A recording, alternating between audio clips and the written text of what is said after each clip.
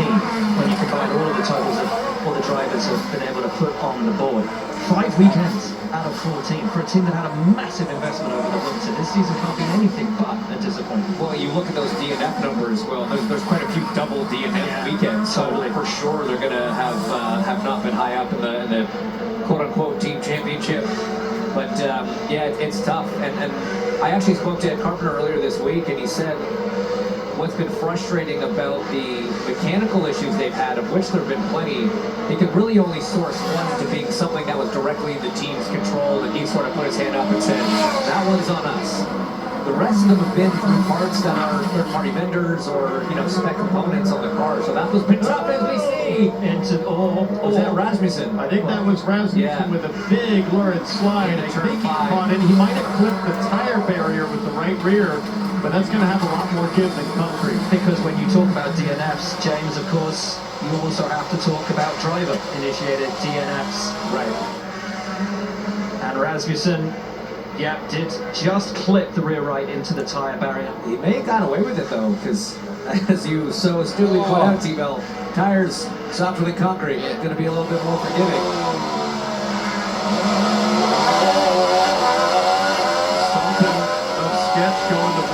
It's going to be a battle of the fittest into sketch for tomorrow.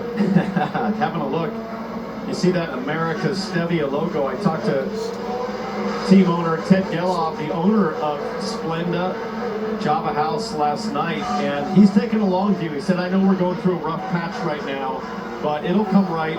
But he was particularly excited about their commercial that'll debut tomorrow during the broadcast, where he had a big creative role in it, as we take a look at some of the bodywork that comes onto the car when it's wet conditions, those rain deflecting vents right on top of the monocoque. Dennis Hauger went to the top on a 57.964, but wouldn't you know it, Alex Palou, not on the soft, but on the hard tire, now fastest of all, 57.612. How does he do it on the hard tire, getting more time out of it than the drivers on the softs? One thing we've learned about Alex Palou, he's never going to tell us how he does it. No. He doesn't want an onboard camera on the street and road circuits. And he generally just smiles with a little wink and just says, Graham Reynolds got very close. Talk about very close. What a save there from Mick Schumacher. Exact same situation as Lundgaard earlier. Hits the bumps, starts tank slapping, but was far enough away from the wall he was able to do it. Wow. Nolan Siegel going into a yellow flag zone and joining Mick Schumacher in the runoff. Like a couple of kids in LA on a Saturday night doing donuts. He might get a little talking to for that. Might get a little reminder It's that like an intersection takeover. a great save here from this guy. A little wide there in turn 1. Sorry, turn 2. That's turn 3 now. With a minute left of the session, should probably mention that the 3 fastest lap times we've seen thus far today are from the 3 drivers who have won on the streets this year. Carl Kerwood, Marcus Ericsson, and the driver topping this session, Alex Palou. Lucas, Hauger, Simpson all on the softs.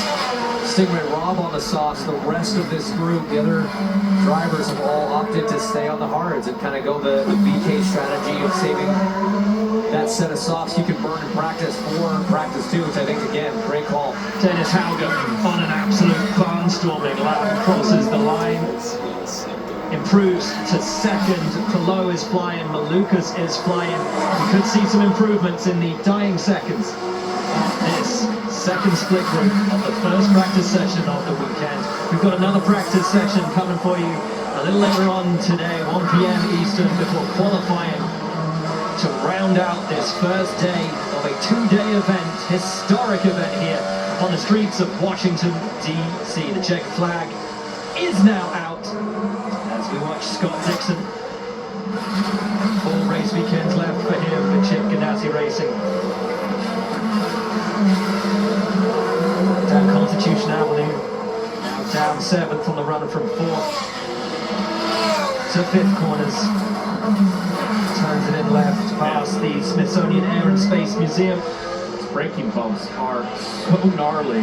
So Dixon dance around. Let's see what he can do with this one. This one's a big kicker at the back of the car.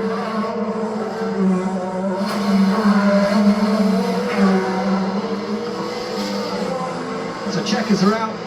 Palou is quickest, 57.612. Hauger improved at the end on that 57.7. Maluka's also on a 57.7. They, the three drivers, breaking into the 58-second barrier. Kiffin Simpson just outside. Rossi and Rasmussen. A good start to the weekend for ECR in 5th and 6th. Guys, a unique weekend, an incredible experience, and this is just the start. More practice and qualifying to come. History